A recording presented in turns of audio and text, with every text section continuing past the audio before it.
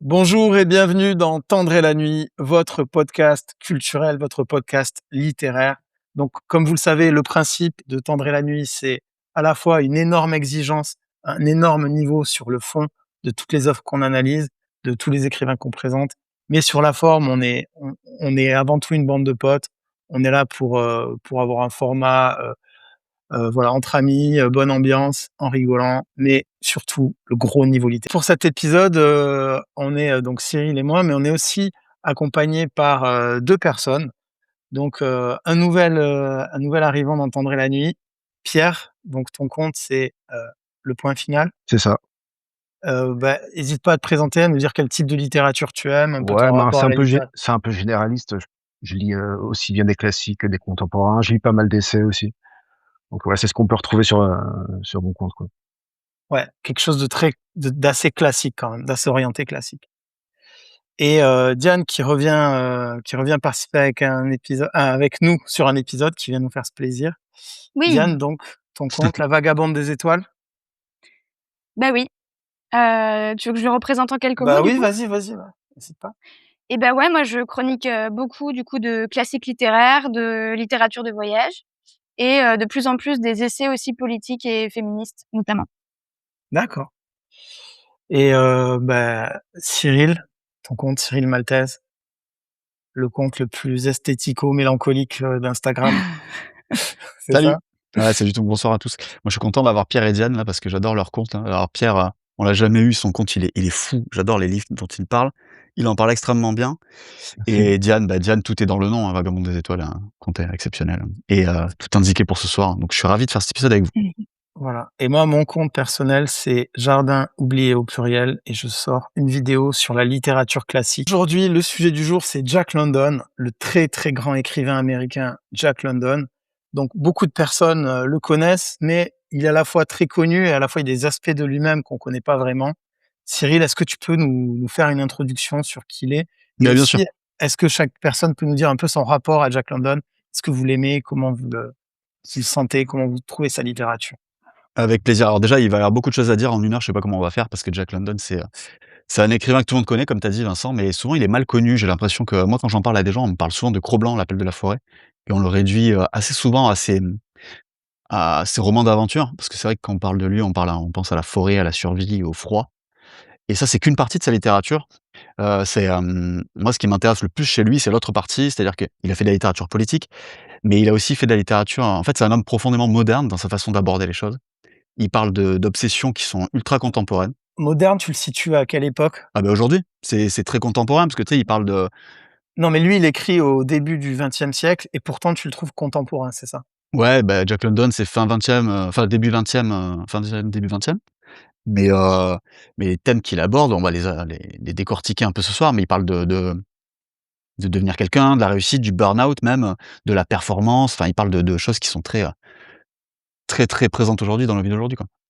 Donc voilà, donc on va analyser ça ce soir et essayer de comprendre comment ce mec qui est mort à 40 ans a laissé derrière lui une œuvre aussi folle, quoi. Ouais. Une œuvre et une Et vie aussi folle. et est-ce que tu l'aimes Cyril, Jack London? Bah, pas tellement, non je rigole. Ouais, évidemment. En fait, Jack London, moi je trouve que c'est un auteur très particulier parce qu'il réunit, il réunit des choses qui vont rarement ensemble. Tu sais? Chez un écrivain et d'ailleurs pour moi c'est même pas un écrivain. C'est plus que ça, enfin c'est une partie de sa vie l'écriture, mais moi je l'aime personnellement parce que sa vie était romanesque, mais je l'aime aussi parce que, c'est ce qu'on verra tout à l'heure, mais il est très, très, tiraillé comme mec et en lui, il a la brutalité du réel, en même temps il a une sensibilité un peu blessée, je vais dire, qui est extraordinaire, mais on C'est développera plus ça tard. les 2 choses qui vont pas ensemble, Oh non, il y a tellement de choses en fait, il y a c'est un homme de contradiction, mais je pense qu'on va On développer va ça tous développer ça ensemble. tout à l'heure. Diane, qu'est-ce que tu penses de Jack London? Comment tu le présenterais toi? Et est-ce qu'il te parle? Est-ce que ça te plaît? En tant que vagabonde des étoiles? Oui, bah, oui, évidemment, je vais dire oui. Mais oui, moi surtout, en fait, je me rappelle, la rencontre que j'ai pu avoir avec lui. Le premier bouquin que j'ai lu de lui, c'était Martin Eden et j'ai pris mais comme je pense tous les gens qui aiment vraiment la bonne littérature, tu te prends une énorme claque que tu oublies jamais quand tu lis ce bouquin. Alors toi, peut-être, Vincent, je crois savoir que c'était pas j'ai hâte que tu nous en parles, en vrai. Mais mais ça m'a transcendée. J'avais vraiment en fait, quand je lis un Jack London, j'ai l'impression qu'il pose sur des mots, mais des mots complètement fous et hyper bruts des émotions, un peu honteuses que je peux parfois ressentir qui sont souvent, enfin, en fait, c'est l'intensité, c'est de la convulsion à l'état pur et moi, je me reconnais en ça, quoi. Donc ouais, moi, Tu je trouves ça le honteux d'avoir de bah, tu vois, par exemple, sur les questions de la réussite, tu en parlais, du coup, Cyril, mais sur les questions de l'ego, de la réussite, de devenir quelqu'un, du poids qu'on se met sur les épaules, la question du processus d'écriture aussi, de jusqu'où il faut se battre pour être publié, enfin, c'est quelque chose qui peut-être nous réunit plusieurs d'entre nous. Je sais pas, quand tu t'intéresses à la littérature, ça peut arriver, quoi. Hem, moi tu trouves non, je ça le trouve incroyable et illégitime surtout presque? ça se barre en couille, quoi. Enfin, Ouais. il est partout. Il est toujours là où on l'attend pas. Il a écrit des trucs sur la boxe, sur, les centres pénitentiaires, Sur enfin, faire un feu il de est bois, incroyable. ouais. Ouais. Et toi Pierre? Mais un peu comme Diane, en fait. Moi, c'est parti de Martin Eden. Et moi, Incroyable. ce qui m'a surpris, en fait, c'est il correspondait pas du tout à l'archétype que qu'on se fait de lui, en fait, tu vois. Et moi, dans mon imaginaire, c'est un écrivain jeunesse et basta, quoi, tu vois. Donc voilà, Martin Eden, j'ai tiré un fil et après, voilà, c'est vraiment une découverte. OK. Donc toi, ça t'a frappé. Je Ah suis ouais, le seul qui a ouais. trouvé Martin Eden, complètement naze, quoi. Ah bah, on va en Mais parler, hein. juste, Martin Eden, là, j'aimerais bien juste m'adresser, aux auditeurs, là. Je sais pas s'il y a des jeunes qui nous écoutent, mais si vous êtes jeunes et révoltés, ce qui normalement est le cas, contre le monde, la Mmh, société et que mmh. vous voulez trouver un copain de route, lisez Jack London. Vraiment, on va Mmh. écouter l'épisode d'abord, parce qu'on va vraiment Ouais. le décortiquer et lisez Jack London et lisez Martin Eden. Moi, j'ai créé une secte, si vous voulez, sur Instagram, heu, Ouais. Martin Eden et vous pouvez intégrer cette secte, Cyril Maltese. Ouais. Par contre, si vous avez dépassé 25 ans, vous pouvez skipper ce livre parce que moi je trouve que Jack London, c'est vraiment un écrivain pour les gamins et je vais vous dire pourquoi. Parce que je trouve qu'on ne risque rien moralement en lisant Jack London. Ouf! Je trouve que les personnages sont, enfin, en tout cas, les héros de ces romans sont, quand même, pleins de bonnes intentions. Je trouve qu'il a du mal à faire des personnages principaux, voilà, qui moi m'embarquent dans quelque chose de dangereux psychologiquement, de voilà Pourtant, il a et été très border, hein, niveau, Ah oui, oui. dans pas mal de livres. Bah, je pense il y en a un, auquel je pense surtout, c'est Les Mutilés de Elseneur, où là, d'accord, vas-y, dis-moi. pour le Parce que celui-là, coup, je l'ai pas lu. Moi, j'ai lu que ouais, Martin Eden et je trouvais ça, à la fois pas si bien écrit que ça et à la fois alors C'est la attention, hein, traduction qui était pourrie. ouais, peut-être. Enfin, quand je dis pas si bien écrit que ça, c'est quand même au-dessus de Fuenquinos, on est d'accord, hein. Mais c'est pas si bien écrit que ça pour un classique. Voilà, c'est ça que je voulais dire. Dans sa ligue. Et aussi, je trouvais, ça un peu convenu. Un peu, presque cousu de fil blanc et la fin, je la trouve tarte. Et tu vois, il y a son autre un grand classique qui s'appelle L'appel sauvage ou L'appel de la forêt selon les traductions. Le chien, il est trop beau, il est trop fort, il est trop sauvage, il est trop truc, par contre, je trouve qu'il y a et voilà et donc le chien, il a pas de vice en lui, il est noble et je trouve qu'il y a que des personnages nobles et moi je préfère les personnages humains, c'est-à-dire moins nobles, enfin, qui ont une humanité en eux et dernière chose, par contre, ce que je lui reconnais, vraiment, à Jack London, pardon, c'est quand il parle de la nature et de l'aspect sauvage. Je trouve qu'il comprend la sauvagerie, je trouve, Jack London et voilà, c'est quelque chose que je trouve, très, très intéressant chez lui. Pardon Pierre, je t'ai coupé. ouais, non, mais je pense que l'aspect qui pourrait te plaire, toi, chez Jack London, c'est peut-être plutôt l'écrivain de nouvelles, qui pour le coup, il est plus sarcastique, tu vois. Il va peut-être plus à interpeller des choses qui, toi, vont t'intéresser, tu vois. Alors que, ouais, peut-être que, ouais, sur des, Et comme nouvelle, tu conseillerais qui à une personne qui aurait besoin de sarcasme, tu vois? Une nouvelle d'entrée pour Jack London, si tu connais les titres, parce qu'on connaît pas toujours les titres des ouais, non, je te conseille le recueil de nouvelles Quand Dieu ricane, qui est, pour le coup, est Quand Dieu vraiment très, ricane ouais, qui est vraiment très bien. et le titre est très bien d'ailleurs. Quand Dieu ricane, c'est assez génial, je trouve.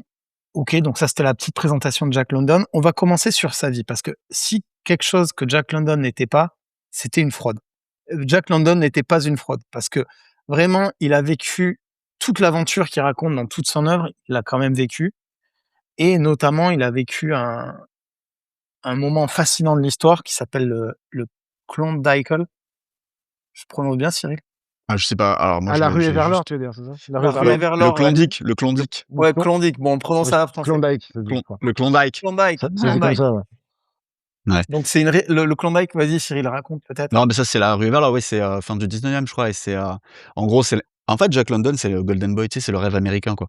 Parce que, bah, je pense qu'avant de parler de ça, on devrait rappeler juste son enfance. Parce Ouais, que vas-y, vas-y. le mec, il a grandi, il est né, à la fin du 19e et il a grandi dans la rue. Après, on va pas raconter toute sa vie, hein, vous irez voir à San Francisco. Il a été pauvre, il a vécu dans la violence, il a fait, tout un tas de jobs, il a volé des huîtres, il a fait des trucs, assez fous et il a vécu le froid, la faim, la fatigue et tout ce qu'on retrouve dans ses livres, hein. Mais même dans Martin Eden, parce qu'on y reviendra sur ce que tu as dit, je vais pas laisser passer ça, évidemment. C'était pas le moment là, c'est le début, mais t'inquiète. Mais, voilà et ce type-là, en fait, il a vécu ce qu'il a écrit et il a écrit ce qu'il a vécu, évidemment. Mais, le Klondike là, le Klondike, ça arrive à un moment de sa vie où ça le sort un peu de sa pauvreté, enfin en tout cas dans ses rêves, hein, parce qu'il y a une ruée vers l'or donc dans le Grand Nord et lui il y participe, sauf qu'il va revenir de là-bas fauché comme les blés et il sera en plus malade. Mais c'est là-bas, à mon sens, qu'il s'est transformé en écrivain, puisqu'il a rapporté non pas de l'or, mais mieux, de la matière à écrire et c'est suite à cette aventure-là qu'il a commencé à écrire comme un acharné et à être publié. Voilà, donc c'est quand même extraordinaire comme histoire. Ouais. Diane, peut-être, une remarque sur sa vie d'aventurier, toi en tant que grande aventurière, comme tu me l'as raconté? En fait, moi, ce qui me fascine et en travaillant un peu là, en plus, sur lui, c'est qu'il a bâti sa vie, c'est très rare. En fait, il a passé son temps à aller d'échec en échec, en se rêvant un truc. Il partait à l'aventure en se disant: «Ça va être incroyable» et il rentre et il a le scorbut, il rentre de la ruée vers l'or, il est fauché, il a le scorbut. Le Snark, son bateau, il a pris la flotte, il est malade, maladie qui fera qu'il va mourir quelques années plus tard. Mais en fait, tout est prétexte à une aventure qui est complètement dingue et en fait, son échec se transforme en réussite et c'est ce qui constitue sa vie, quoi. Ça me fascine un peu. Donc c'est un alchimiste, quoi. Il transforme le plomb en or, quoi. C'est vraiment ça son truc, Ouais. Jack London. Heu, Pierre, peut-être sur cet aspect aventure, est-ce que tu as quelque chose à rajouter peut-être? Ouais, bah, de toute façon, c'est un type, je pense, qui était, hyperactif, hein. Il y a un truc, chez lui, Ouais, ouais. qui, ouais, à l'époque, je pense qu'on pouvait pas diagnostiquer les gens, mais il devait y avoir un trouble, quelque part, tu vois? Et oui, il était forcément, il était plein de vie, quoi. Et justement, je trouve que c'est ce que tu reproches à ses littératures, c'est peut-être justement ce qui est sa singularité, c'est qu'il est sa littérature, elle est comme lui, elle est pleine de vie. Donc ces personnages, forcément, sont des personnages, qui ont des trajectoires, assez dingues, quoi. Mmh. Non, non, elle est pleine de vie. En fait, sa littérature, elle sent quand même vraiment le réel, hein. On peut pas ça, c'est quelque Elle est chose, ancrée, ouais, elle est elle vraiment, est très ancrée, ah ouais, c'est personne peut dire le ouais. contraire. Ouais, Mais, vas-y. pour le Grand Nord, en fait, dans ses livres, donc qui parlent de ça, donc il a fait, beaucoup de livres là-dessus, hein. Il a consacré une grande partie de sa littérature à ça et le Nord, chez lui, ça devient une sorte de laboratoire humain. Ça, c'est super intéressant à décrypter. Pas dans un livre en particulier, mais quand on lit «Construire un feu», j'ai même plus les titres tellement il en a fait. On réalise qu'en fait, Mont-Blanc. il parle pas de nature, parce que tu en parlais tout à l'heure, Vincent.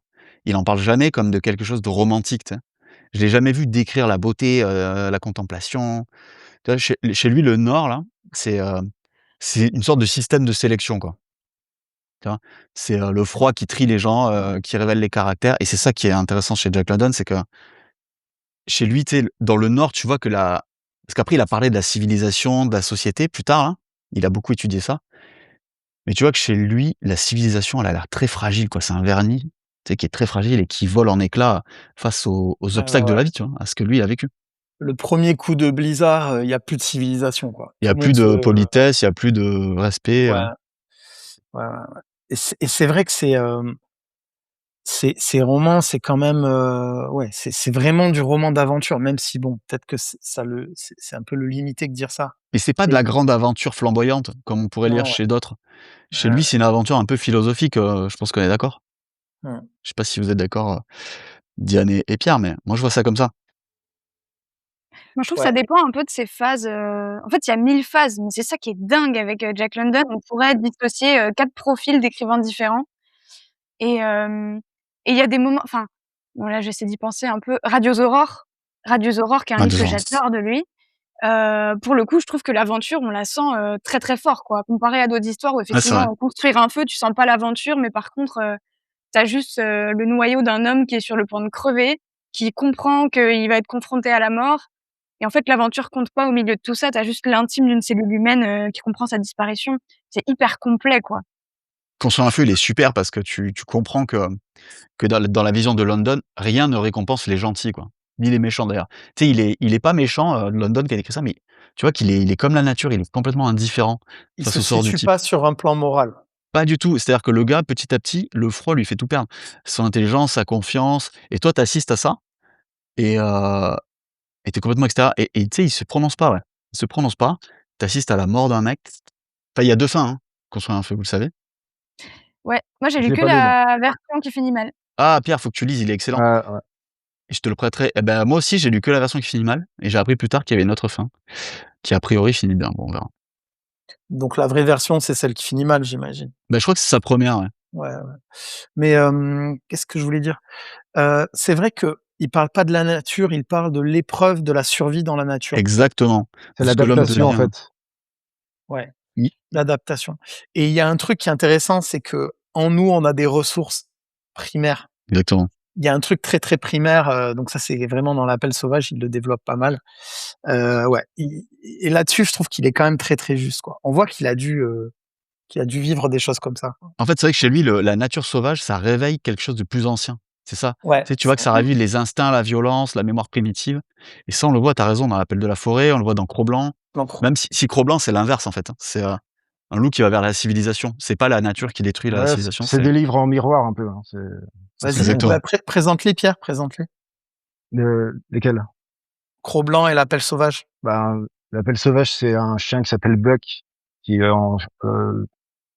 parce que je me rappelle, qui vit en Californie, et qui est enlevé, en fait, qui a arraché à sa vie, de en ville, quoi, et qui se retrouve dans la dans la ouais, les mots les mots qui arrivent pas. Comme chien de traîneau, en Ouais, fait, comme il se chien de retrouve traîneau, comme ouais. chien de traîneau pour Ouais. Dans le l'aventure wild. d'un Ouais, dans le trafic, Ouais, et de il se chiens. retrouve en chien de traîneau et il se retrouve à devoir, batailler au milieu des autres, chiens, en fait, et à devenir, le chef de meute.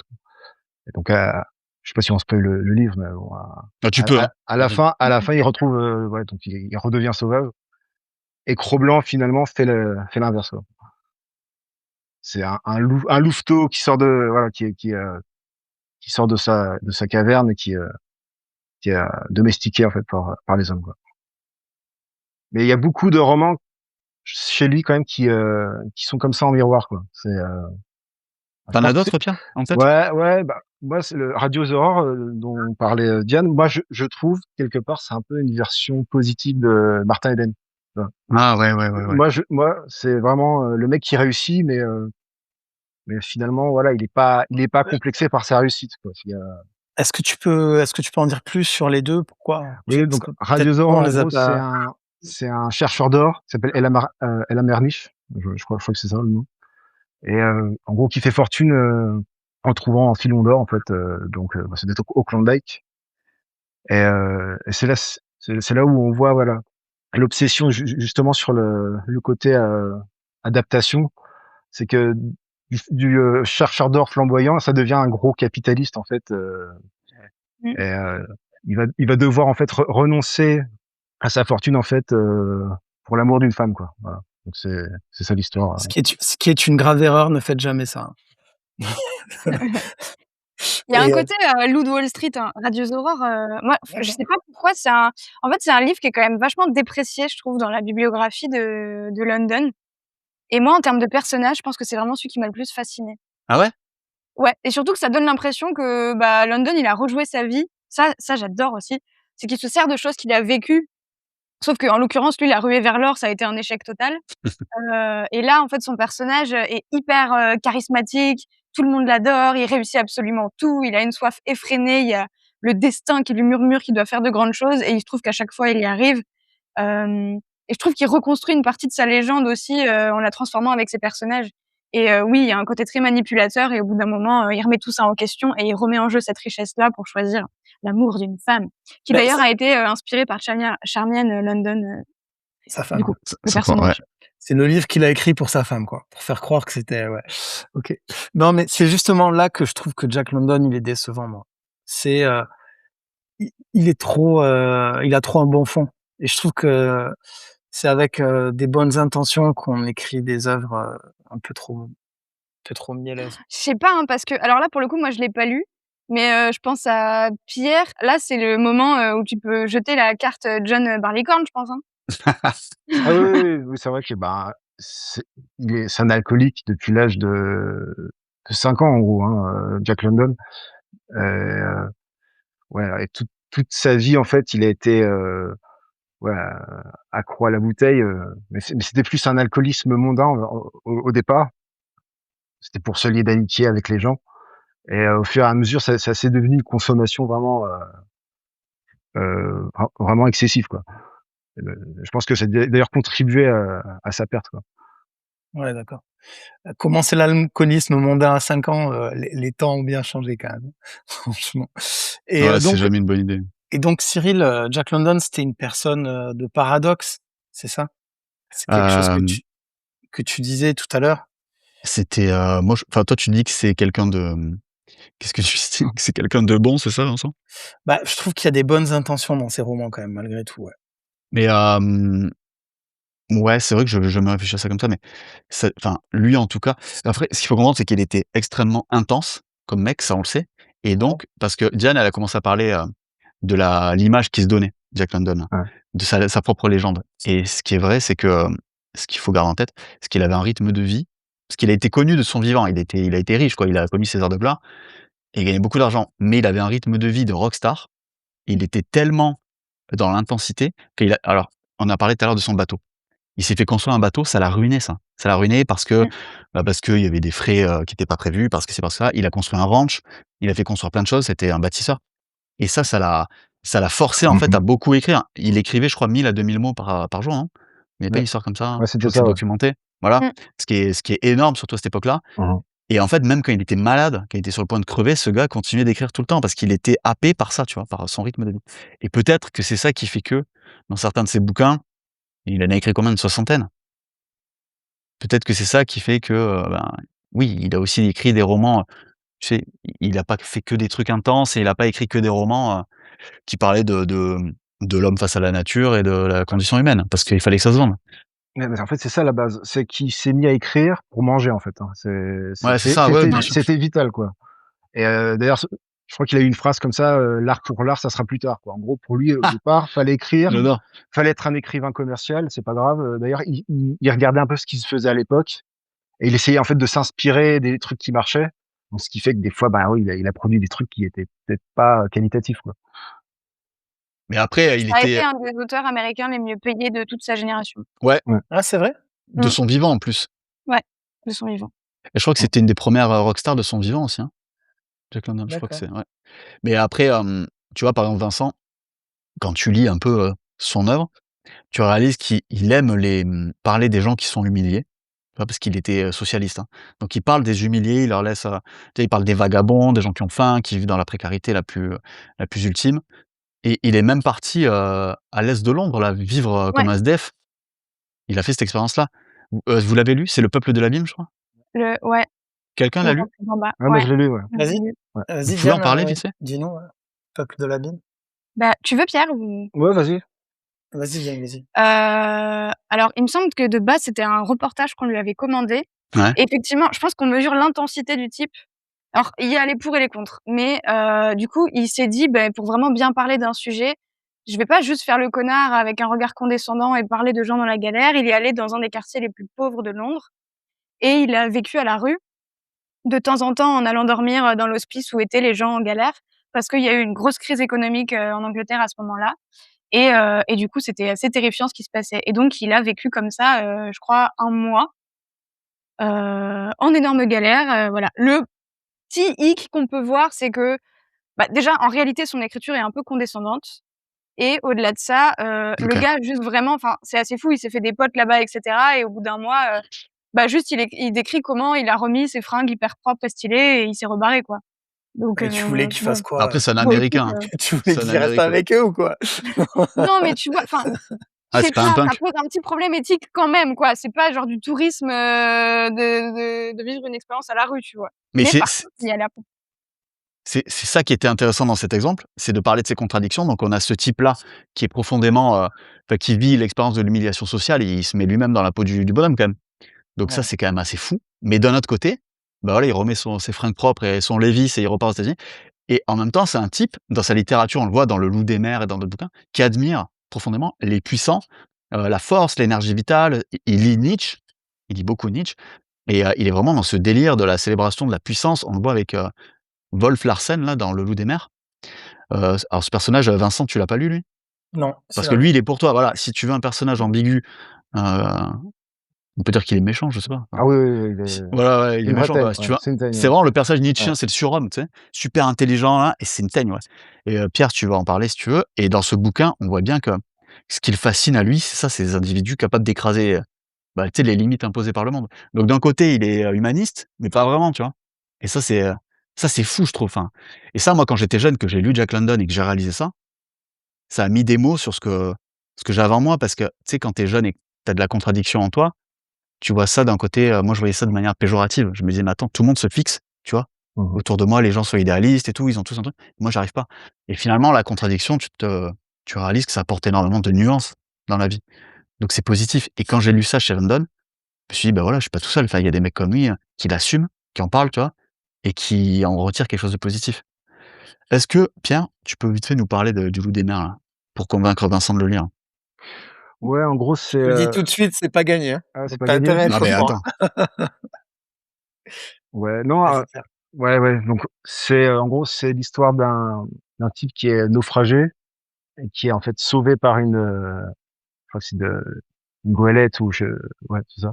En Ça s'appelle bateau, ouais. un bateau quoi, qui a à sa tête en fait, comme capitaine, donc Lou Larsen, qui en fait c'est un tyran, bah, vraiment, un et et Le mec qui est sauvé, il est un peu oui, bourgeois, un peu raffiné. ouais, je crois que c'est ça, hein, il me semble qu'il est dramaturge ou Je sais ouais, plus, mais oui, si, c'est ça et en fait, ce qui est intéressant, en fait, dans l'histoire, c'est qu'il va découvrir que, en gros, il va être mis à l'épreuve, ce personnage, c'est que pour pouvoir survivre en mer, face justement, à ce personnage, Tyrannique, tyrannique, ouais. il va falloir qu'il s'adapte et qu'il enlève justement ses oripeaux un peu de bourgeois, en fait, de citadin qui devienne un peu lui-même une espèce de bête sauvage un peu, quoi. Bah, ça, c'est la thématique classique de London Ouais, qui c'est est ça, le date de redé je suis trop civilisé dans un monde sauvage et il faut que je me reconnecte, non pas que j'apprenne la sauvagerie, mais que je puise la sauvagerie au fond de moi-même. C'est-à-dire que je me reconnecte à mes ancêtres. C'est un truc qui est hyper présent l'appel de la L'appel forêt, sauvage. ouais. En fait, le chien, elles sont bien ces scènes. C'est les scènes que je trouve les plus réussies. Le chien, il ressent en lui les générations de loups antérieurs et tout, et comme si ses ancêtres, ils venaient lui parler pour lui Mmh. apprendre à mordre ses potes et à c'est fini, tu vois? C'est fini maintenant, le chien domestique, qui fait, la fierté de la famille, machin. Maintenant, je suis un loup sauvage et je massacre tout le monde, tu vois? Et ça, c'est un truc que je trouve très réussi chez lui. Ouais, mais c'est ce qui en fait, il respecte pas la faiblesse passive. J'ai remarqué ça dans son œuvre. Lui, ce qu'il respecte le plus, c'est la lutte. Mais en C'est fait, ça, Mmh. c'est je le sais pas combat. s'il respecte ou pas, c'est qu'il a été dans des situations tellement difficiles que ce qu'il a appris de la vie, c'est la lutte aussi, peut-être. Et tu vois que même dans ses rôles, quand ses personnages échouent dans les livres de boxe ou de prison, lui, ce qu'il admire, c'est leur énergie, leur volonté. Tu sais, c'est toujours ce refus de se soumettre qu'on voit dans Martin Eden et dans d'autres livres. Mmh. Ça, c'est très Ouais. important dans son œuvre et c'est vraiment ça, je pense, chez lui qui est fondamental. Diane, tu veux rajouter quelque chose peut-être sur ce sujet? Non, non, en vrai, je suis assez d'accord avec ce qui vient d'être dit, totalement. Donc vraiment un homme, assez paradoxal, à la fois capable de se mettre à la portée des clochards de la rue en y allant un mois, à la fois fasciné par les gens en quête de puissance, par les gens, tyranniques. En tout cas, ça lui fait quelque chose. Voilà, mais bon, c'est vrai que là, c'est intéressant, quoi. Si des sujets, qui vous intéressent, n'hésitez pas à lire, et Et hésitez puis, pas à le lire. Ouais. il y a d'autres paradoxes, hein. Tu as, le fait qu'il soit autodidacte. C'est un mec de la rue et c'est devenu un immense écrivain, tu vois? C'est devenu un ça, c'est quand même assez fou parce que le Je type trouve ça paradoxal oui, parce que parce que moi, je trouve que c'est plutôt le principe, en fait. non, pas dans sa vision à lui, parce que lui, c'est ce qu'il explique dans Martin Eden, il a toujours été bahuté. C'est-à-dire que il se sentait connecté aux mecs sur les docks, Mmh tu vois? Aux marins, mh. aux lascars, à ces types-là.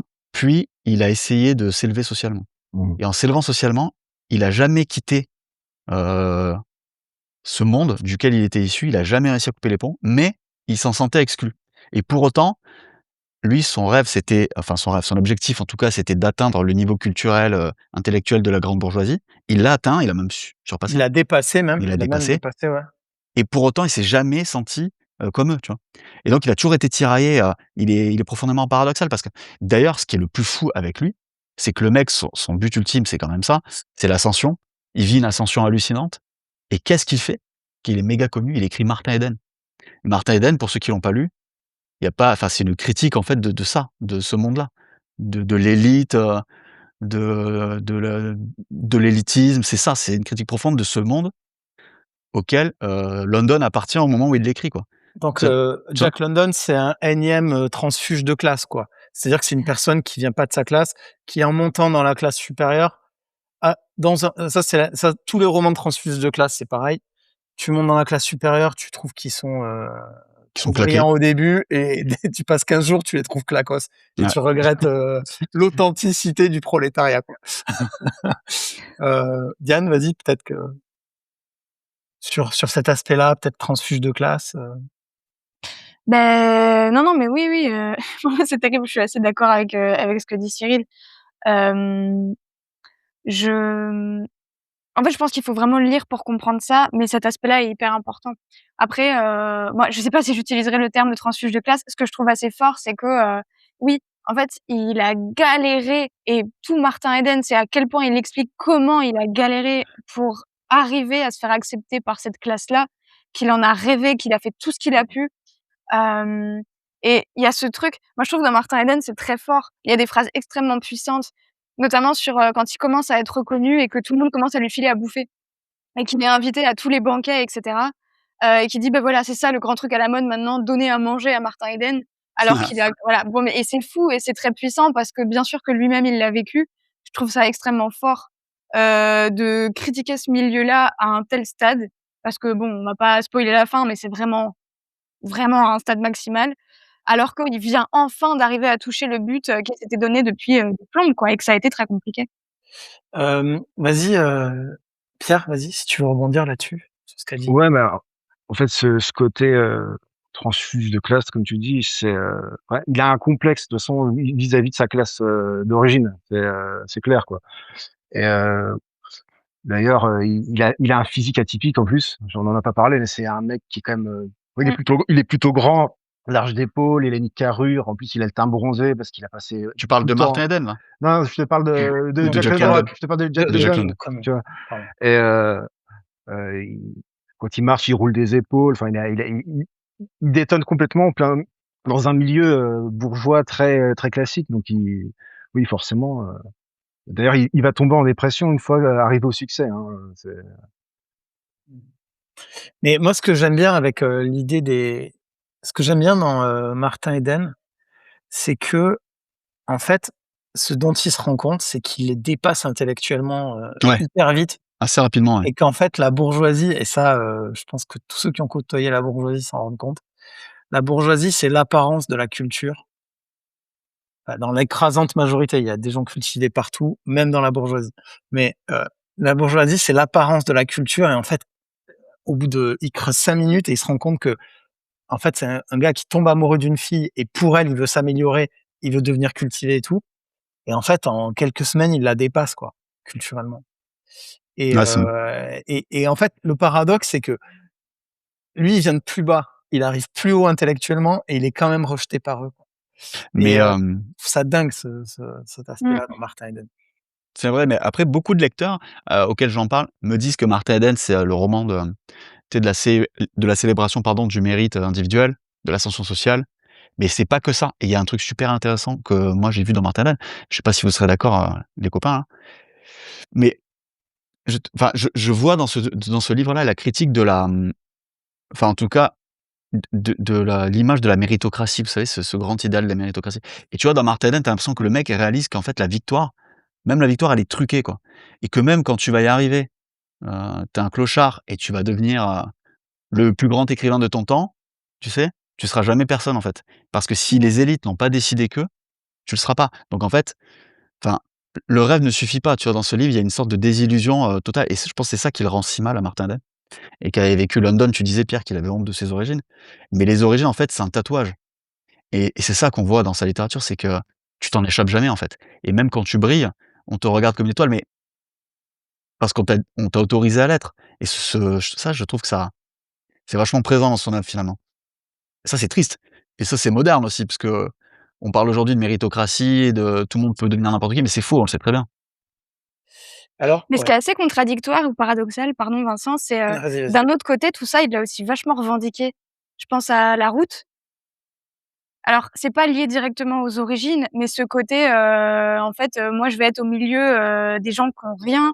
Il fait une sociologie hyper élaborée de toutes les catégories, de vagabonds, du vagabond hyper stylé qui part juste par mélancolie et envie de se barrer et de voyager, un peu intello, au gars qui a rien et enfin, c'est hyper précis, franchement, il inventorie ça comme personne et lui, il explique qu'il est hyper fier de faire partie de cette catégorie-là, quoi et il explique vraiment les codes et il parle de brûler le dur et il explique à quel point il était dans l'illégalité totale, et à quel point il était mal considéré, pendant toute cette période de sa vie, mais il le revendique très fort et c'est d'ailleurs un peu cette étape-là qui a définitivement fait de lui un socialiste parce qu'il le dit, quoi. Et juste pour le contexte, à l'époque, aux États-Unis, il y avait énormément de vagabonds. Steinbeck en parle beaucoup aussi dans ses romans, notamment à l'Est d'Éden et les vagabonds, on les appelait les hobos et voilà. Vas-y Pierre, peut-être tu peux rajouter quelque chose dessus? Ouais, non, non, non, je suis d'accord avec, ce que tu dis, ouais. Et en fait, cette catégorie-là n'existe plus vraiment aujourd'hui, en Occident en tout cas, ou alors c'est très, très marginal comparé à ce que ça avait pu être, à l'époque. Et Ouais. donc en fait, le problème du vagabondage, c'est qu'il y avait beaucoup de voleurs. Les gens, ils arrivaient, ils commettaient des crimes, ils disparaissaient. Ils étaient difficiles en fait à suivre et tout. Donc il y avait beaucoup de villes qui avaient instauré des délits de vagabondage, des choses comme ça. Donc voilà, lui, il appartenait à une caste en fait, en gros, qui était aussi une caste de réprouvés quoi, dans les grandes lignes. Mmh. Ouais. Ouais et puis il est peut-être aussi, quand il arrive au succès c'est vrai Diane, ce que tu dis, c'est vrai. C'est vrai qu'il tu vois, il y a encore une fois, c'est un paradoxe, hein. Mais quand il arrive au succès, tu as l'impression qu'il est déçu et il se dit qu'en fait le succès le sauvera pas. Et qu'est-ce qui te reste dans ces moments-là? Moi, j'ai pas encore connu ça, mais peut-être qu'un jour je le connaîtrai et je pense que dans ces moments-là, ce qui te reste, c'est tes origines, tes racines, tu vois? Et tu as envie de te reconnecter à quelque chose, surtout quand tu réalises que, bah, la reconnaissance sociale finalement elle comble pas, tu vois, ton vide existentiel. Et donc il te reste quoi? Il te reste tes copains d'origine, quoi, qui eux te rejettent à ce moment-là, parce que pour eux, tu devenu le bourgeois. Donc Cyril, dès que tu as du succès, tu remontes au Canigou et tu vas à Perpignan quoi. En fait, quand C'est j'aurai du ça? succès, déjà je vais déconnecter avec tout le monde, je quitte le podcast, je quitte tout, Ouais, je ouais. parle plus à personne et après, quand je serai bien blasé, tu sais, quand j'aurai réalisé que c'est nul, je reviendrai vers vous. Ah ouais, mais on Yes. t'accueillera plus, hein. Bah si, bah ouais, bah Terminé. voilà, tu vois, bah vous êtes toxique On alors. dira: «Ouais, il a changé à cause du succès et tout, ouais». Non, mais tu vois, ce que fait London, c'est qu'il refuse en fait de devenir un mec, respectable, j'ai l'impression. Tu sais, il refuse de devenir ce type, satisfait de sa réussite et on le voit parce qu'il continue à provoquer, à critiquer son propre milieu, enfin il critique tout, quoi. Il révèle les hypocrisies dans le système, Mais enfin est-ce que bref. c'est pas ça être un écrivain? Tu arrives quelque part et tout te saute aux yeux, en fait. Tu vois, les C'est-à-dire hypocrisies d'un monde, bah, je sais pas, en fait, tu es bien nulle part. Mais c'est peut-être ça aussi, pour ça qu'il est vagabond, quoi. Parce qu'il se trouve, nulle part à sa place, peut-être. Je sais pas, je le connais pas, peut-être, Diane, qu'est-ce que tu en penses de ça? Est-ce que c'est un type en errance? Partout où il erre, c'est-à-dire il est jamais vraiment à sa place, il a jamais fini son voyage? Qu'est-ce que tu en penses? Bah, d'un côté, je suis hyper d'accord avec toi. D'un autre côté, je trouve qu'il est d'une intensité, il vit à 1000 à l'heure chacun de ces lieux dans lequel il va se déplacer où effectivement on pourrait se dire là, il s'est barré parce qu'il était pas à sa place et en fait, il vit chaque truc comme une vie à part entière, quoi. Hem, donc en vrai, Ouais, Pierre, moi peut-être? ouais, je sais Ouais, pas. pardon, pour compléter ce que disait Diane, je sais pas, Ouais, sur le bah, fait qu'il est je à la pense que fois à sa place, pas à sa c'est place. quand même une Ouais. partie de sa vie, hein, ce dont on parle et il va quand même commencer à se poser un peu plus. Dès l'instant où il va avoir du succès, même s'il fait des voyages et tout, mais l'aspect dangereux du vagabondage, je pense qu'il va quand même l'oublier ça, hein. C'est vraiment un truc, Mmh. vraiment de C'est vrai, très ouais, il tôt. voyage en groupe après. Ouais il voyage quoi? Bah, il est plus seul après, il est avec son équipage sur le Snark, et il puis il y part a plus sa jamais femme tout sur la fin, seul. donc c'est, Ouais, Et il mais y a quand son même. ranch à la fin où il est vraiment tranquille, et où effectivement quand il prend conscience du succès et que ça devient trop pour lui, juste il se recroqueville complètement dans sa vie, dans son ranch et il construit une maison en plus et il est avec, sa femme et après il meurt. Ouais. Ouais, en fait, c'est Kevin Costner, quoi. Ah, pas du C'est tout. vrai Kevin. Et mais OK. moi, je suis pas d'accord avec vous, hein. Moi, j'ai l'impression qu'il s'est jamais posé, au contraire, hein. J'ai l'impression que c'est un gars qui s'est jamais arrêté et que même quand il a du succès, quand tu as du succès, tu te poses justement et lui, Ouais, mais finalement, il s'est pris il prenait plus les mêmes risques qu'à 20 ans ouais, ou, c'était des risques un peu plus, calculés quand même, après. ouais, bien sûr, mais ça, je suis d'accord avec vous, tout ça, c'est factuel, mais quand même, quoi, tu vois, le ranch, il aurait pu le construire à 30 ans et arrêter ses Mmh. conneries. Non, il a construit un bateau, il a fait le tour du monde. Enfin, je sais pas, j'ai l'impression, moi, qu'il avait une urgence de vivre, justement et Mmh. que ça s'est jamais calmé et ça, c'est un fléau, je pense, dans une vie parce qu'à la fin, il était extrêmement mal quand il a construit son ranch Mmh.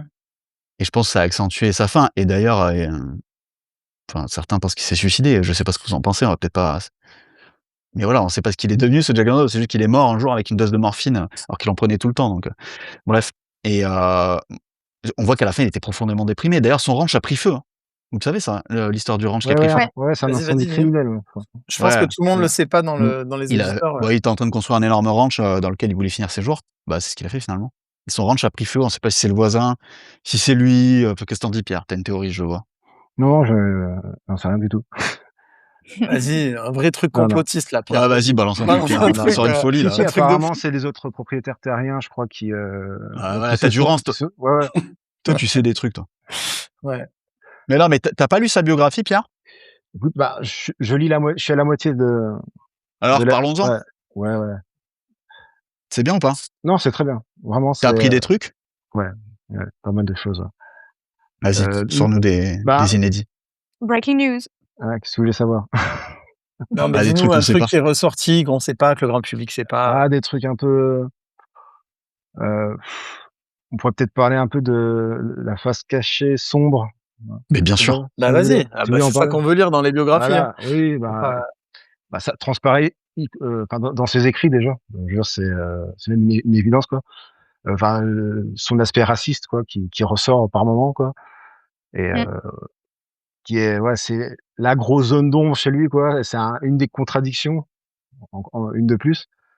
C'est vrai. Heu, il est à la fois socialiste, mais en même temps, il est racialiste, quoi. Il y a un truc, alors voilà. juste peut-être à l'époque, peut-être que les socialistes étaient racialistes aussi aux États-Unis, Non, mais quoi. je Je veux pense dire, moi je non, non, connais pas assez politiquement, je peut-être. Bah, pense que les États-Unis étaient traversés par c'était le darwinisme social, hein, oui. à cette époque-là, hein. Mmh. Donc je pense que oui, Vincent, je pense que tu es pas loin de la réalité. Enfin, en fait, la gauche d'aujourd'hui correspond peut-être pas à la gauche, américaine des années, 1900, quoi. Je sais pas, peut-être que Non, si, parce Bah, que c'est ah c c'est quand même des points de désaccord qu'il avait avec les autres socialistes, de d'accord, OK. OK, l'époque ça c'est et intéressant. ouais, ouais Ça, c'est intéressant, ouais. et alors les gens, ceux qui ne le savent pas, il a été élevé par une ancienne esclave qui s'appelait, Ouais. Mamie Jenny et en fait, c'est parce que sa mère n'a pas voulu s'occuper de lui donc c'est elle qui s'est occupée de Jack London et Comme Houellebecq. ouais, ouais. Je connais pas l'histoire de Welbeck, hein, du coup, Houellebecq, il a été Bien élevé sûr. par sa grand-mère. Ouais. ah d'accord et oui, donc c'est un paradoxe, énorme, quoi. Il a été élevé par une femme noire ancienne esclave et Et il a malgré eu tout l'ingratitude d'être raciste, quoi. C'est clair. mais Ouais. dans le même temps, ouais, en même temps, il l'a mis à l'abri, quoi. Financièrement, voilà, c'est Ouais. ça fait partie des nombreux paradoxes, quoi. Mais alors lui, parce qu'il était raciste, mais en même temps, les États-Unis étaient racistes à l'époque. Ce que je voudrais savoir, c'est, est-ce qu'il l'était plus que son époque ou est-ce qu'il était dans la norme de son époque Moi, aussi, je tu pense vois? que c'est un truc, ouais, ouais, c'est à la fois la norme de l'époque et aussi des préjugés qu'il a hérités de sa mère, biologique, là, pour le coup, ouais, ouais, qui disait des horreurs vraiment, Heu, il y a un exemple qui est assez drôle dans John Barleycorn, c'est que la deuxième fois, en fait, où il se prend une grosse pluie, il a une espèce de fête de village et en fait, il y a un brun aux yeux noirs, alors c'est un Italien, en fait, c'est un immigré italien, qui lui resserre sans arrêt, en fait, du vin et en fait, il ose pas lui dire non parce qu'en fait, sa mère lui a expliqué de se méfier, en fait, des bruns aux yeux noirs, tu vois? Heu, alors lui, en fait, il s'est saoulé, heu, à cause du préjugé que sa mère lui avait inculqué, quoi, tu vois? Ouais, ouais. Après son rapport à la violence et à la domination, ça vient aussi de ce qu'il a vécu. Il a été même reporter de guerre, on en a pas parlé de ça.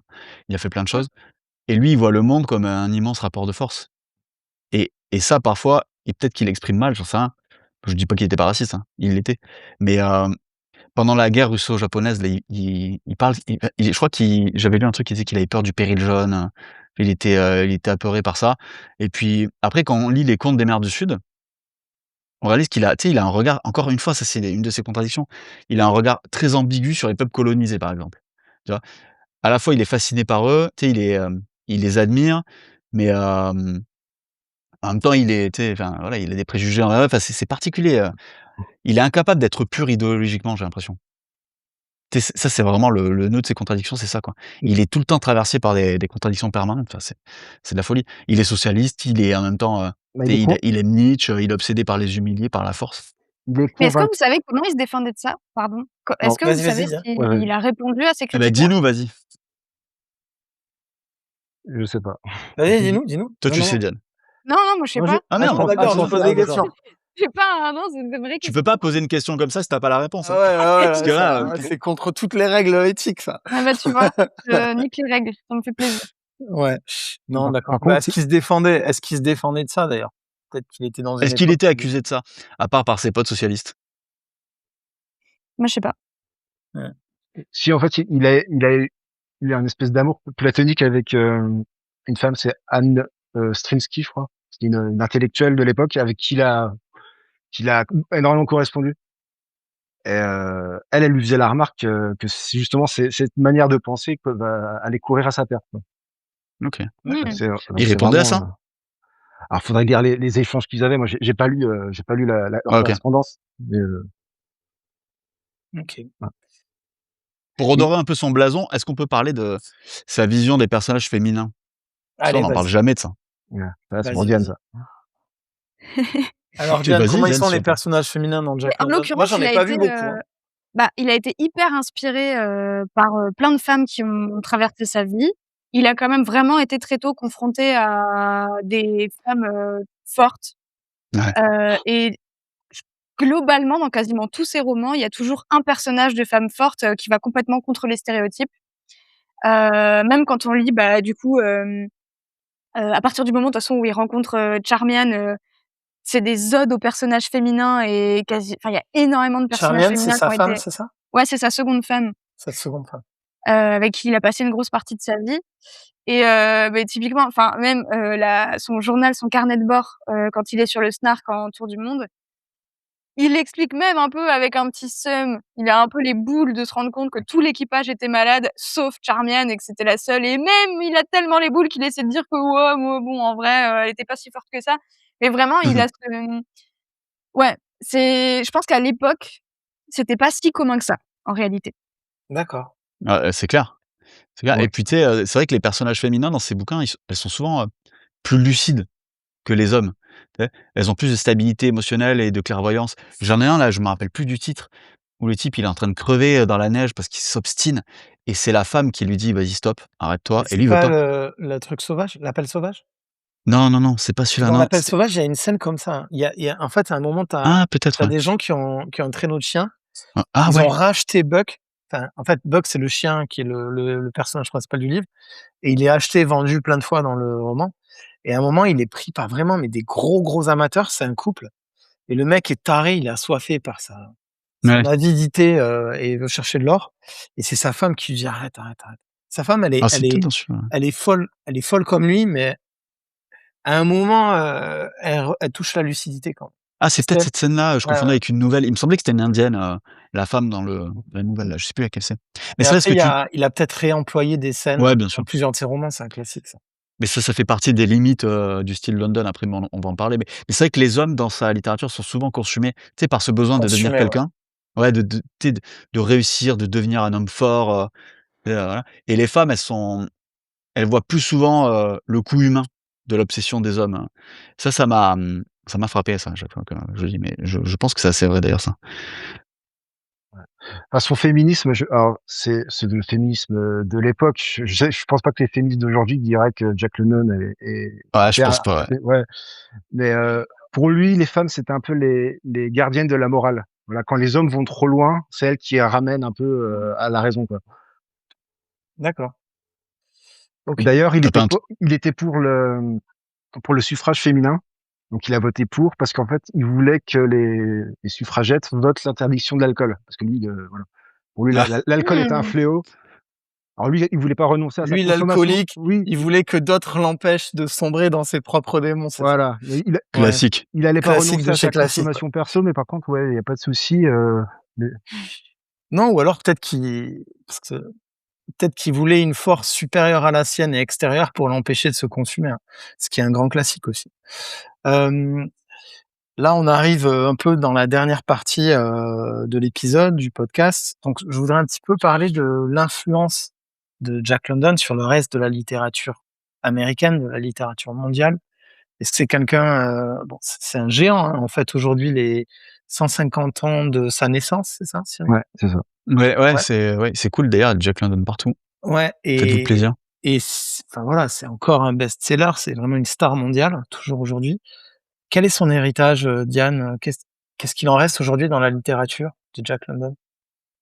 Mais moi, quand je pense à l'influence que ça a pu avoir, pour le coup, c'est pas forcément aujourd'hui, mais moi, il y a un truc qui me pète aux yeux, c'est l'héritage justement de La Route, donc le livre qu'il a écrit, donc sur la sociologie des vagabonds à l'époque et c'est, Kerouac. Alors on pourrait penser à Sur la route parce qu'évidemment, il s'en est inspiré du titre et cetera. Il était hyper, Kerouac était très inspiré par Ah, plutôt London. les clochards célestes, non? Alors Ouais. moi moi Hein? c'est un tout petit bouquin, enfin, Ouais. Les Clochards célestes aussi, mais c'est un tout petit bouquin qui s'appelle, Les vagabonds américains en voie de disparition. Je crois que c'est ça le titre, tout petit Ah, je connais bouquin, pas. De qui Kerouac, reprend c'est un ça? peu l mmh? De Kerouac? De Kerouac, qui reprend la D'accord. méthodologie justement, que, London a fait, donc avec La Route, mais vraiment avec son époque à lui, donc plusieurs, décennies plus tard, quoi.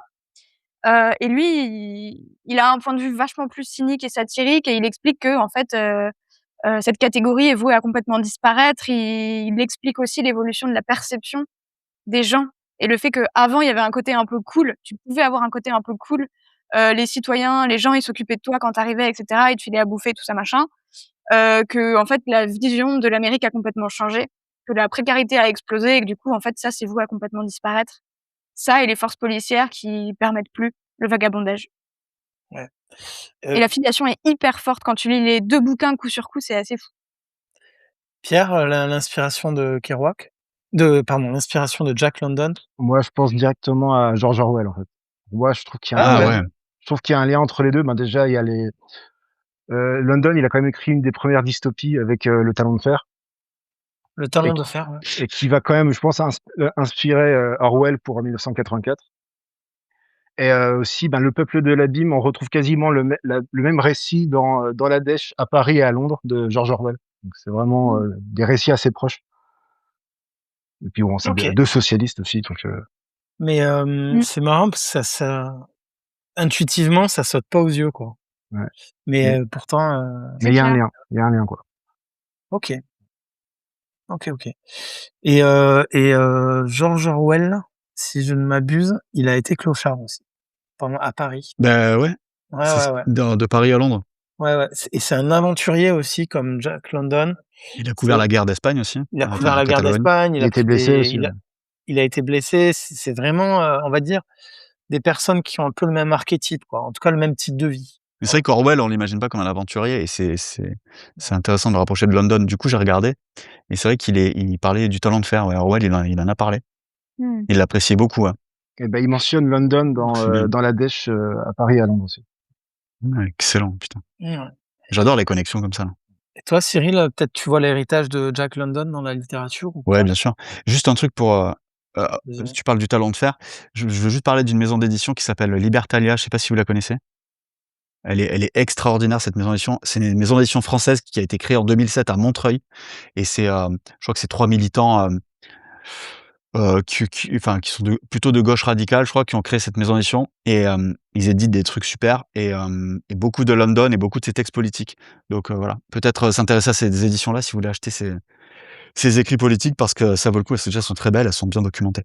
Et je rappelle que Tendre et la nuit n'est pas une émission politique, même Non, non, si non, on mais parle je non, parle de là, c'est pour, je parle pas de la politique, je parle de la maison d'édition qui est l'univers, assez ouais. confidentielle et qui est, Ouais. très stylée. Non, juste, c'est juste pour la en fait, c'est pas une émission, politique, mais quand on parle d'un écrivain qui est engagé, il y a aussi beaucoup d'écrivains qui sont engagés, il y en a qui le sont moins.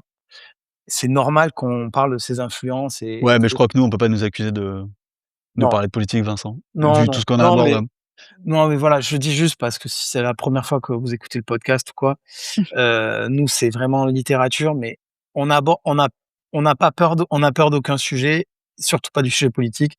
S'il faut l'aborder, on l'aborde, dans le cadre, de l'épisode.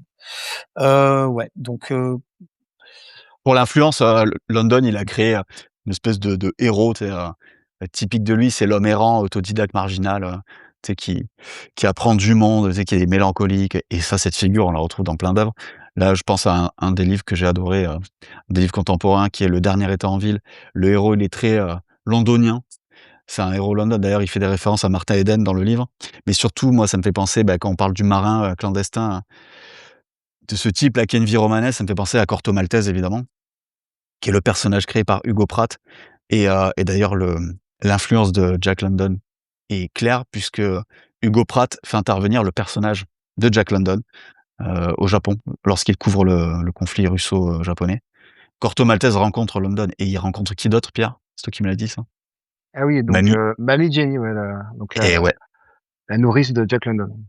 ouais, ouais Et en et fait, c'est l'aventure mélancolique, tu sais, c'est le type, tu sais, cultivé mais qui est pas académique quoi, qui reste, qui est loin des apparences, tu vois, rigide, avec une c'est vraiment Corto Maltese, c'est vraiment un héros londonien, ouais, pour le coup.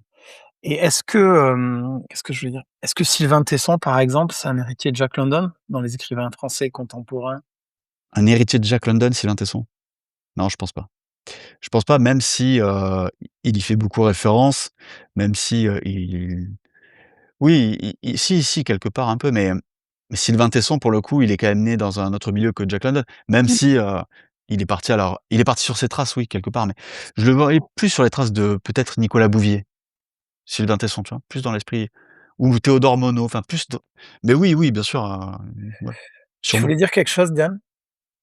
Non, mais oui, bah, le côté, c'est un aventurier et il aime les prises de risques, mais il y a pas le côté social, Ouais, d'accord. Ouais, il y a pas le côté laborieux, il va pas se revendiquer, tu vois? Il se revendiquera pas de la route, Ouais. quoi. Il se non. revendiquera du voyage, de l'itinéraire, de la poésie, de l'océan, de la marche, de plein de choses, mais pas du bitume, tu vois? Et Après, puis c'est vrai que Mmh. Tesson, il vit des aventures comme une recherche spirituelle un peu et comme un peu mais c'est plus un je l'assimilerais plus à Novalis. Je sais pas si vous voyez qui c'est? C'est un tu sais, c'est les poètes, wanderers là, les romantiques allemands, qui partaient sur les routes. Tesson, c'est plus ça, je pense.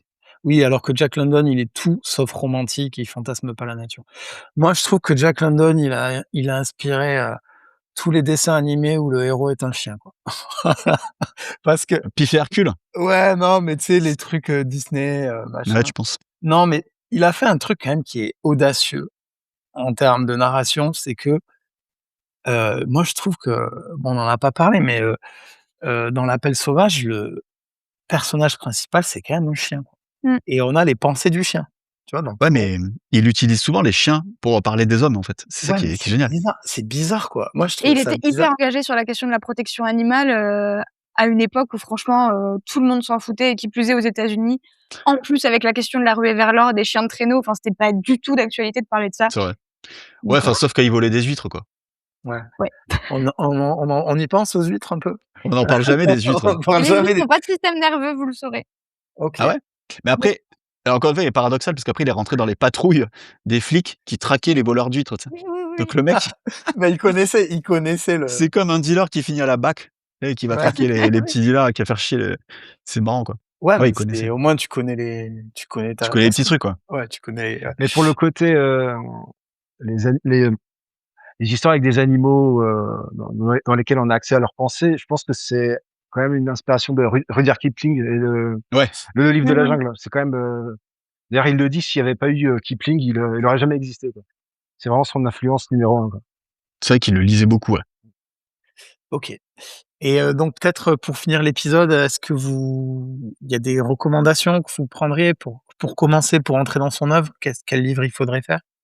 Enfin, sauf si vous avez parlé d'autre chose peut-être avant, je sais pas. Vas-y, vas-y Pierre, vas-y. Non, je voulais peut-être parler d'un truc, c'est les premières traductions de London en français qui sont catastrophiques quand même. Faut rappeler l'image Ah, mais ça, justement, c'est possible, hein. Mmh. l'image qu'on a justement de l'écrivain avec l'écrivain jeunesse tout simplement. Hein. On tient des premières traductions catastrophiques. C'était une comtesse qui s'appelait la comtesse de Galard qui a en fait elle a enlevé tout ce qui était un peu violent et subversif pour garder vraiment le strict minimum. Ah, la censure, Voilà, quoi. voilà Ouais, une la vraie censure, censure.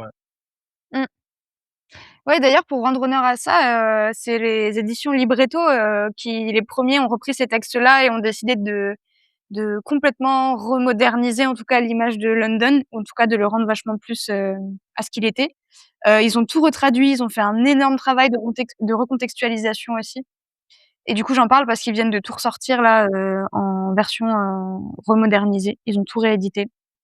C'est Voilà. vrai que les London que j'ai lus, je les ai lus chez Libretto, les 3/4. Ouais, moi c'est pareil. Hein. Ouais, Et même en j'aime termes beaucoup. d'objets, moi j'adore, moi aussi, hein, j'ai Ouais, pas grave. non plus, moi je les identifie complètement, j'identifie complètement Ouais, c'est vrai. London à cette maison d'édition. 10-18 un peu, mais Libretto, ouais, c'est vrai. Et attends, juste un truc là, et Pierre, on avait discuté une fois de London, tu avais dit un truc qui m'intéressait. Tu avais parlé du fait que London citait, dans sa littérature, les romans et les auteurs que lui-même aimait. Tu te souviens de ça? Ouais, Est-ce que c'est tu as vrai. des exemples en tête? Tu peux en parler de ça ou c'est pas assez frais dans ton esprit? Faudrait que je revoie ce que je t'avais envoyé. Parce que je crois qu'on avait Tu avais parlé parlé de de Ouais. l'obscur. Je crois que tu avais parlé Oui, du fait de qu'il Thomas citait, Hardy, ouais. Thomas Hardy, il parle de poésie persane aussi. ah Perse. oui, oui, il avait cité un auteur, un poète perse, ouais, dont on se rappelle jamais le nom. Mais oui. On va le retrouver. Mais ça, c'est intéressant ça, de se dire Ouais. que le type, il faisait lui-même sa bibliographie, tu sais? Dans ses romans, il parle des livres que lui-même lit, c'est extraordinaire. C'est pour souligner à quel point il mélange, ses personnages et sa vie, quoi. C'est tout le temps en filigrane. Mais c'est comme Corto Maltese, on sait jamais ce qui est vrai, ce qui est pas vrai, ce qui est rêvé, ce qui est réel. C'est un peu pareil, enfin, je pense qu'il se serait très bien entendu. Mais c'est un grand classique. De toute façon, pour moi, un écrivain véritable, Bah, c'est un grand lecteur, hein, à la puise base. ouais, mais il puise une grande partie de son matériel, d'écriture dans son réel, dans sa vie à lui. Ouais. Ouais, bien sûr, ouais. Oui. Ouais. Non, non, mais OK. Et du coup, pour débuter Jack London, vous conseilleriez lequel? Martin Eden comme tout le monde ou peut-être il est un peu long Martin Eden, je trouve. Je trouve qu'il est un peu long. Ça Un peu dépend long à et un qui tu peu le trop conseilles. plein de bons oui, si vous avez 14 ans, En fait, Ouais, c'est non, ça mais qui est ça génial, mais oui, ça dépend de l'âge, je pense ça qu'on peut dépend, hein. commencer Martin Eden, on peut commencer Jack London à n'importe quel âge et ce sera un livre différent à chaque fois. Je pense même qu'après coup, moi, L'appel sauvage, je l'ai relu très tardivement et j'ai vu une beauté que j'avais absolument pas vue quand j'étais petite ou jeune et pour moi, C'est c'est quoi cette l'équivalent du Petit beauté que tu as Prince, quoi. aperçue sur le tard? C'est quoi cette beauté que tu as vue, que tu avais pas vue avant? De quoi? C'est quoi cette beauté que tu as vue, là et que tu avais pas vue avant? Bah, en fait, la question de l'instinct vraiment justement là, tout l'esprit qui ressort à la fin, mais de ce truc de en fait, tu peux pas mater un esprit libre et cette voix-là et cet instinct-là, il faut le suivre. Mmh. Mais en fait, là, ça paraît débile avec des mots hyper simples, mais je trouve que tout est concentré dans chaque page de ce livre. Enfin, en fait, il est trop bien écrit en réalité ce livre-là et je trouve ça fou qu'on en fasse un bouquin jeunesse parce que, vraiment moi je fais un parallèle avec Le Petit Prince, tu peux le relire 1 000 000 de fois et c'est très philosophique et c'est très profond et ça parle à des couches très profondes de l'humain, quoi, je trouve. Après, c'est moi, je trouve ça très beau justement, le fait que, ce soit classé dans les jeunesses, alors que c'est un livre, qu'on peut lire à 40 ans et adorer. Et c'est le propre vraiment, tu sais, du classique, c'est de survivre à toutes les relectures, de générationnelles, quoi, hein. Ouais. Et pour le coup, c'est vrai que de London là-dessus, il est fort, hein. Ouais, moi, L'appel sauvage, je l'ai relu, il y a quelques mois, donc pour le Ouais. coup, c'est vrai que là, il y a une scène à un moment où quand le chien se reconnecte à l'animal qu'il était, il fait des fugues dans la forêt, en gros et il rencontre un loup et à un moment, il suit un loup là pendant, quelques pages. Cette scène, elle est dingue. Elle est dingue. La scène où il suit un loup là, je la trouve, assez incroyable. Mais c'est un grand narrateur, hein. Tu es vraiment, Mmh. il t'embarque, hein, quand il Ouais. parle de tu même dans je crois que c'est dans Cro-Blanc, qu'il voit à l'entrée de la grotte là, l'ombre de sa mère là sur le je sais pas si c'est cette scène. Le petit louveteau là, au début, c'est une victime, il est dans une grotte et sa mère sort pour aller chasser et donc quand elle revient, il voit l'ombre de sa mère projetée sur le mur et c'est tellement bien écrit pour le coup. Mais le début est très violent, hein, de Cro-Blanc, hein. Moi, C'est quoi quand déjà je le l'ai début? lu, Putain, bah, c'est 2 hommes, je crois, il y en a un qui est blessé et en fait, ils se font tuer au fur et à Ah, les mesure. 2 mecs là, ouais. Oui. Et en fait, c'est la mère de Cro-Blanc, je crois, Oui, oui, qui c'est attire ça. d'abord les chiens de traîneau pour les tuer un par un, je crois. Et à la fin, il reste plus que. Ouais, c'est très très violent, quoi. Oui, c'est vrai, ouais, c'est vrai qu'il y a un Donc truc. Cro-Blanc, il est bien. L'appel sauvage, c'est Ouais, le ouais, miroir de ouais. Cro-Blanc. Donc Cro-Blanc, c'est une bête sauvage qui se civilise. L'appel sauvage, c'est C'est l'inverse. un C'est chien l'inverse, ouais. civilisé qui part Mmh. vers la sauvagerie. Mmh. Moi, je trouve que l'appel sauvage, pour commencer, il est bien parce qu'il est court, qu'on a une bonne idée. Ouais. Maintenant que j'y pense, c'est vrai que la fin, elle est un peu raciste. Je viens de réaliser maintenant. Il massacre des Indiens à la fin. Il massacre trop d'Indiens à la fin du roman. Je sais pas si tu t'en rappelles, Diane? C'est une réalité sociale. C'est une Ah, réalité alors, historique. break mais en vrai fou, mais moi j'ai pas lu Cro-Blanc. Non, mais je parle de l'appel sauvage. Ah oui. Mais, Non, à la fin de l'appel sauvage, il massacre des Indiens, le chien. putain, bah, je Ouais, me ouais, rappelle même tu plus t'en En fait, pour te il rappelles. dire. massacre des hommes, quoi. Non, non, c'est spécifique des Indiens. Ah ouais, c'est vrai, je me rappelle plus Ouais, non plus. Je me Ouais, rappelle mais pas parce du tout. il se venge parce que Oui, il se venge. son maître s'est fait tuer justement par des Indiens, je crois. Oui, c'est fait tuer par des Indiens, mais Ouais. voilà, c'est Oui, les oui, Indiens ben sont ça c'est mauvais, quoi. ouais. Ouais, ouais, ouais. Donc voilà. Pour toi, Cyril, par lequel commencer? Ouais, bon, Martin Eden, vraiment, enfin, Martin Eden. Ouais, ah, parce que l'appel soit en fait, il y a plein de gens qui me disent et c'est vrai, qu'ils aiment Jack London, mais pas quand il y a de la neige et moi, je suis un peu comme ça aussi. C'est-à-dire que ces livres dans la neige, bon, je les adore, mais je préfère les autres, quoi. Je préfère, vraiment, ces livres sur la boxe, Martin Eden, donc je dirais ah sinon les recueils de nouvelles, tiens, sur la boxe, ils sont bien. Pour un le ah merde, comment il s'appelle celui-là? Le Beefsteak là, un truc comme ça? Ouais, ou pour un steak, ça dépend de Pour l'édition, un ouais, beefsteak là, ouais. ouais, Il est top celui-là, il est ouais, top parce qu'il parle ouais. vraiment de ces gens-là qui qui luttent pour la survie, tu vois? Qui restent dignes dans dans dans la survie, enfin bref, dans la bataille, celui-là il est très bien. Et Il a toi, toutes ces Pierre, valeurs dedans. par lequel Ouais, je sais commencer? pas, peut-être Le Loup des mers, tiens, tu vois, pour changer un peu. Ah, Parce que celui-là, il aurait ouais, fait un bon Walt Disney celui-là, hein. il était adapté, C'est bah, fou qu'il ait pas adapté, on il y a la plupart de ces romans ont été adaptés, hein, je crois, mais il y a ça, très longtemps, tu vois? ouais. Mais c'est vrai que les récentes adaptations de ces romans sont catastrophiques, quoi. Mais il y a un dessin animé Non qui mais s'appelle, Balto, le chien là? Mmh. ouais, qui est un enfin, c'est inspiré d'un fait réel, mais à mon avis, c'est très inspiré de Jack London aussi. Ah ouais? Ouais, Ouais, ouais. non mais ouais. C'est un chien de traîneau qui porte des médicaments, dans la c'est vraiment c'est ultra, londonien dans l'esprit, quoi. C'est quand même fou l'empreinte qu'il a laissée, quoi. On est quand Ouais, même non. même dans Il était une fois en Amérique, il y a une scène, tu as un gamin qui est sur les toilettes et il lit un bouquin, il lit Martin Eden, quoi. Moi j'en vois partout des clins d'œil à Ouais. London. Donc c'est voilà, quelqu'un de très central pour la culture, littéraire américaine. Écoutez, Exactement. je crois qu'on est bon pour, cet épisode. Hem, Rappel des comptes, abonnez-vous au compte de Diane qui s'appelle La Vagabonde des étoiles. Très beau compte, bah, voilà, sur la littérature classique principalement, le voyage aussi, un engagement féministe. Pierre, Le Point Final, compte, gros niveau, vraiment des livres pointus, ça on peut le dire, sans trembler, quoi, et des analyses pointues. Cyril Maltese, La mélancolie contemplative, l'errance, des petits essais, voilà, une très belle plume, Des très beaux textes, ouais, ça très je pense beau qu'on peut le dire. texte, Ouais, ouais, merci, c'est gentil ça. et le mien, Jardin oublié, une vidéo toutes les semaines sur la littérature. Moi, je suis un peu politiquement incorrect, enfin pas politiquement incorrect, mais j'essaie d'avoir un angle de vue un peu différent que de celui qu'on a d'habitude sur les livres. Voilà, c'était Tendre la nuit, j'espère que cet épisode vous a plu.